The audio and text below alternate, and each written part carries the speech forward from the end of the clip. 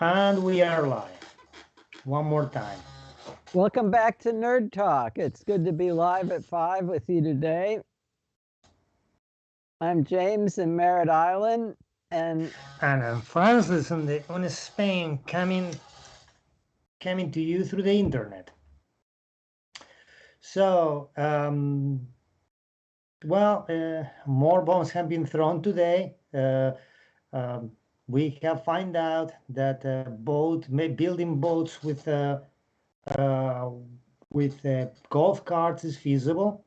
We have found out that we can retrofit golf carts with brushless for high performance, and we can actually, at the same, by the way, to actually cook dinner. Ooh, my face just went. Find a way to cook dinner and propel a boat through using gas as a secondary source. So that was the discovery of the day. that's a really good idea, by the way. The propane generator. So the boat isn't just solar; it's kind of a hybrid.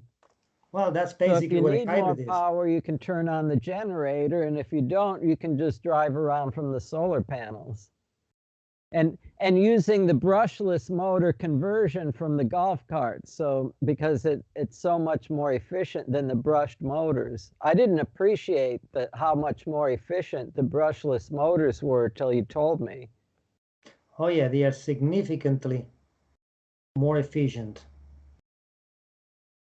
I'm having a weird problem with my camera, so it keeps bouncing in and out and changing resolutions. It's probably a problem of my computer, but At I my really end don't on like the Skype call, you stay perfectly clear all the time. I tried a new way of doing things, and I don't think it's a good idea. But I'm gonna just try something interesting today to see if it works.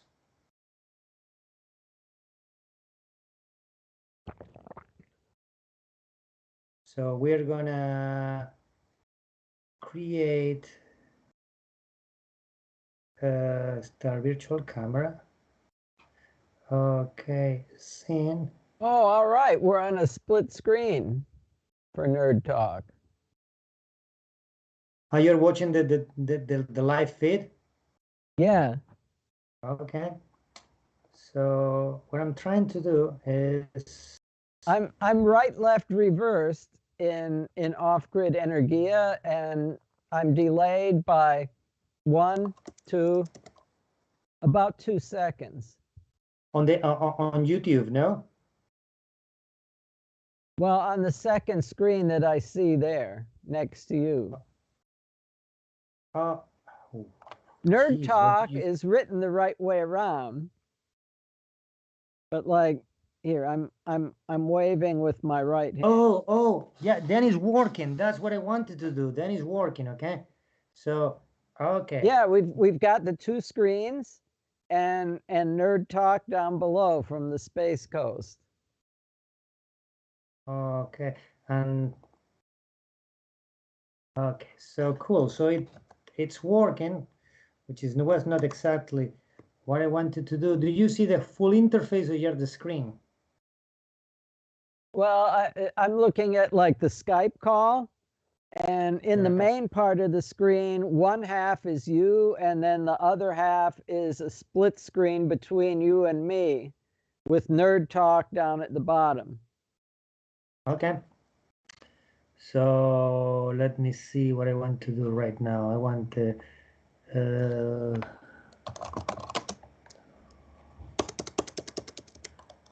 and for what it's worth, the Nerd Talk is written the right way, but the image of me is reversed right to left, like in a mirror. Okay. No, so don't worry. Is your image reversed as well? I don't know. Is that chrome light like over your left shoulder or your right? Right. No, left shoulder. So you're reversed like a mirror as well. Yes, actually, the capture. The off-grid Energia thing with our split screen just dropped out. Yeah, I know. I'm actually fucking with something. Okay.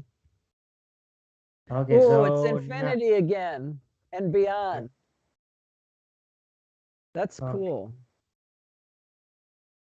So okay, we're back with the split screen.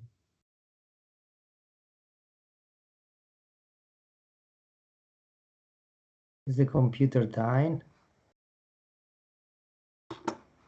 I don't even know where I am. I can barely move the mouse. Okay, you got rid of the mirror reversal on me there for a minute. But now we're at infinity and beyond. Okay. Okay.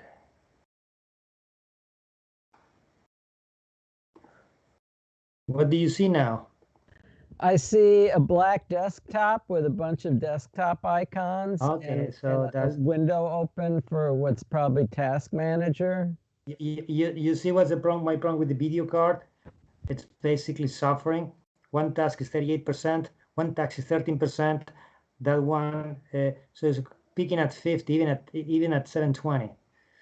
Okay, so I'm gonna go here, and my mouse is almost dead. Eek.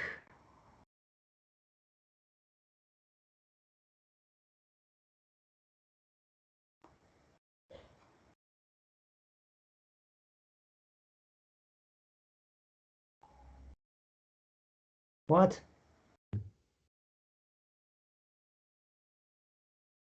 Oh, so it's done. It's done. And what about sound, audio, line? Okay, I think I got it. I think I got it. Okay.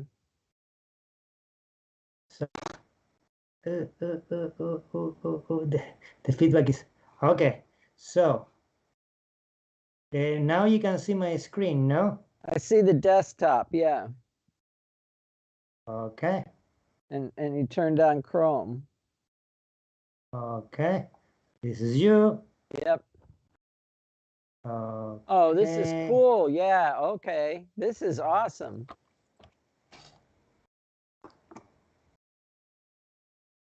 Okay. So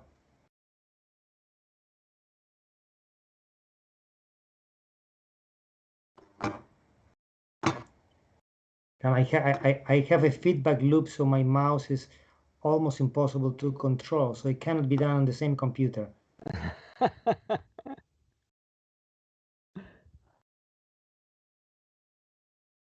Okay. Oof. Yeah, trying to do anything with that big delay, it really is an interesting experience. So do you hear the sound of the music?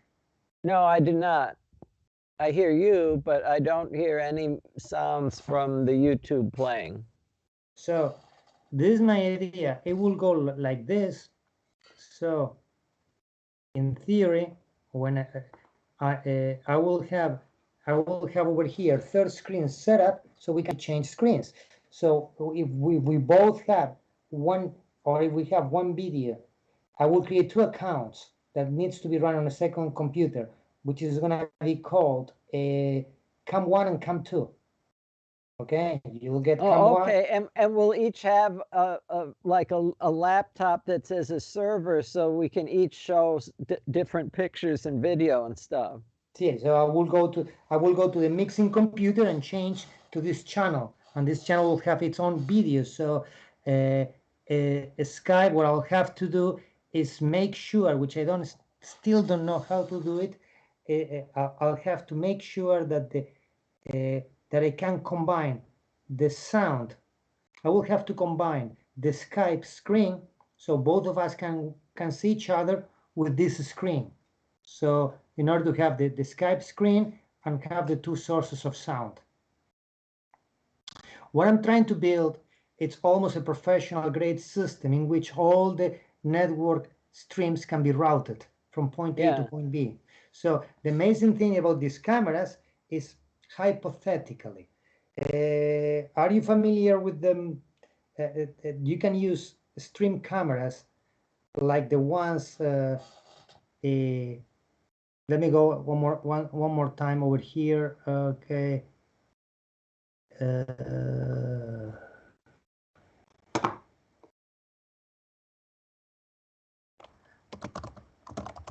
I probably don't understand enough about it to know why those are different from USB cameras, but I'll take your word for it that it makes it easier to do this stuff with them.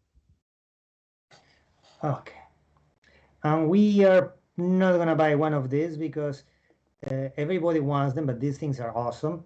Okay, you are seeing them, no? Yeah, a little pan tilt dome.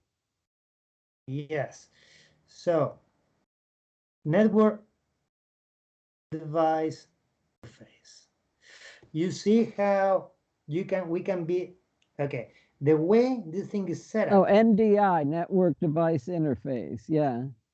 The way this thing is set up is that we use Skype, and when Skype arrives to my computer by NDI, it virtually creates two network camera feeds, and they go through the network, in this case through the laptop itself, through the computer itself, and gets packed. So in theory, we could have like 25 of these cameras connected to a net and basically routed to wherever. We could have a camera outside, okay?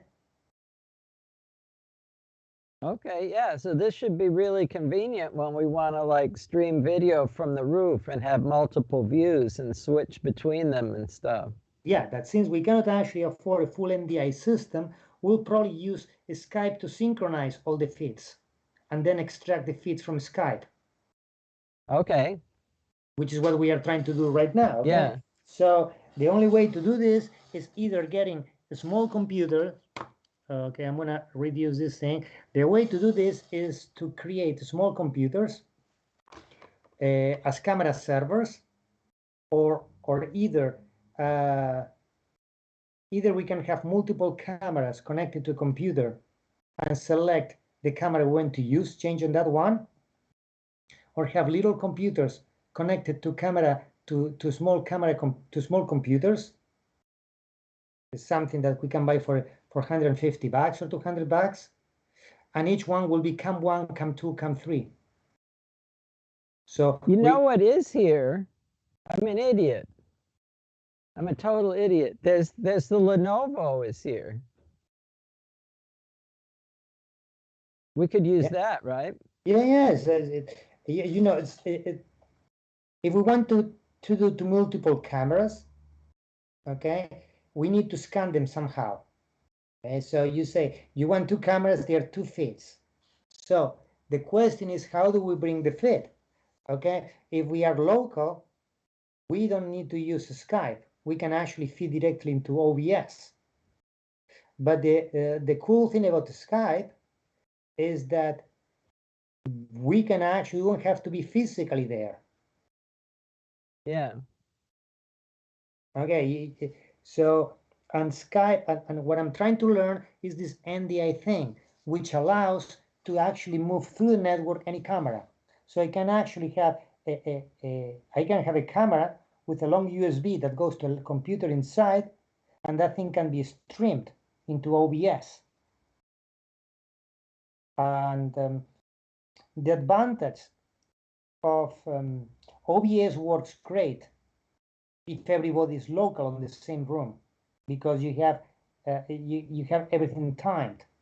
But if people are in multiple locations, Skype is awesome because Skype does all the timing for you. So whatever happens on this screen, whatever happens on off-grid Energia, you and I all come in Skype, and Skype times them so everything happens at the same time. So it's yeah, and cool. Skype uses NDI. So what Skype is the only Skype and Zoom allowed to convert the video feed into NDI. So when it comes NDI, it's actually goes through and gets captured by OBS. If you have real, which we cannot afford at this point, real OBS or real NDI PCT cameras, we could have them outside with a network cable, put over there, and we can import it directly into this thing. But it looks like all NDI cameras start by 2 and not 200, okay? Neither 20 nor 200, okay? Fuck, man. That's the cheapest one I've been able to find, okay? And looks like there's a show in Spain called, yeah, the typical show. They put a bunch of morons in a house and they basically lock them over there for 3 months, and they fuck each other and they kick the people out, okay? They have a house that stays there 24/7. All the cameras are NDI Panasonic, like this one. Oh yeah, well, I can see how they're driving the price of those things up, because we could not compete with a business like that.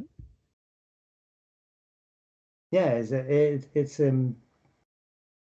they cost them peanuts to do it, but it's just for the license of NDI. There's no. I check with the Sonys. You have to go to on the Panasonics. You know the square Lumix, the cube type Lumix. Yeah. That is NDI capable. So that you can connect it directly. Yeah, that is a 2K camera. Okay, what the fuck? And it even allows you to actually stream from one location to the other. You have to call to the nephews and tell them that next time they change the iPhones, keep it. Okay. It looks yeah. The iPhone can be used as an NDI camera. Oh, really? Our Cool. phones too. But they say that the quality is not so good. They say the app works much better. The applications cost $19, which is not the end of the world. I'm thinking about buying it myself and testing it. But the whole thing is actually, geez, we could actually be streaming from our cell phones any place, and with a laptop connecting to OBS and just sending all the signal to OBS and have the computer assembling everything if all the sources are NDI. Wow, that's really interesting. You understand? Yeah. You understand why I'm going through such pain in the butt? So we can actually have collaborations with other people through Skype. And the biggest problem is how you sync everybody on the same link with cheap things. So if we use Skype as a linking source Yeah. on timing, we can have multiple people, okay, coming on at the same time, and eventually we can have one laptop to do, what this thing is doing in concept. So it can actually be one more, and I can actually connect from there, or we can have one to actually play feeds, multiple feeds that come into it, multiple screens, and that's the idea, okay? And still don't know how we're gonna do on the cameras. What idea do you have for the outside cameras? I don't even know. I figure whatever cameras we got that work, we'd either run cables or find a way to feed wirelessly. Okay. I hadn't given much thought to it beyond the idea that maybe we would want multiple cameras. Okay, so we can use those engines that you have, those camera engines, like the one you're using right now, or we can use USB, HDMI to USB converters. We can feed them. So I'll say, yeah, I've got several different kinds of like cameras that take C-mount lenses from that project with those old broadcast cameras. yes. And I also have one of those ones that clips on top of the monitor like you have. And regarding the rockets, are we going to use any feed from the rocket, or we're going to basically just use other people's feed? I don't know. I mean, that's an interesting question. There's NASA spaceflight has a really good tracking system. So if we were going to just use their video, I mean, we could just sit there on the roof and watch. I mean, there are lenses that I could use, and I've got a fluid head tripod, and I could try to track it by hand. And my video of the rocket would like move around in frame as I struggled to track it more than like NASA spaceflight feed would be.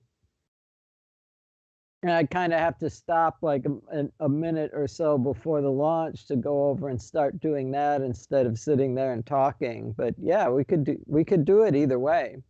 Yeah.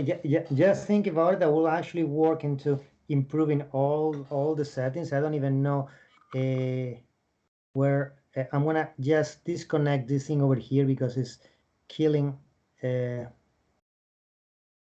There was one of my videos on YouTube had a whole bunch of rocket launches, one after the other, and the very last one was filmed with that 1,000mm lens. And yeah, I mean it it fills the screen. Mm-hmm. We don't see it until it comes up above the trees and stuff from my roof. If we could do this from our phones, we could go out to like the causeway, and you might be able to see the rocket sitting on the ground from there. I'm pretty sure you can.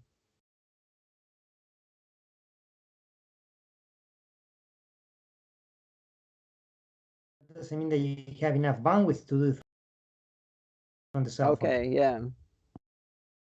It was just a I thought don't know if that, you're you know, following. that from the roof, we can get really good video of it ourselves, except for when it's sitting on the ground.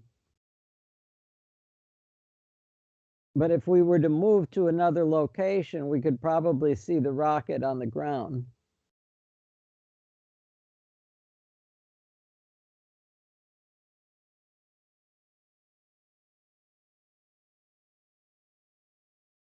Yeah, we're back to the Klingon sign.